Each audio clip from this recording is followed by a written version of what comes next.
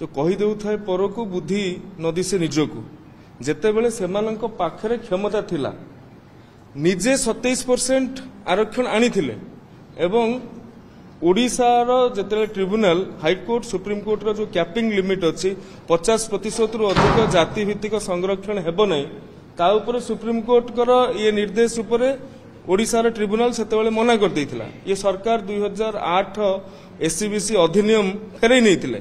2014 मसीह से कथा होता 2022 सद्य समापित पंचायत निर्वाचन व म्युनिसिपालिटी निर्वाचन रे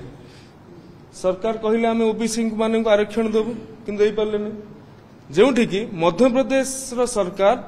इलेक्शन अधारू बंद करिकी सी जो ट्रिपल टेस्ट आवश्यकता अच्छी से ट्रिपल टेस्ट को समापित करके ओबीसी मान आरक्षण देता। बिजु जनता दल स्वभावतः ओबीसी तथा एससीबीसी विरोधी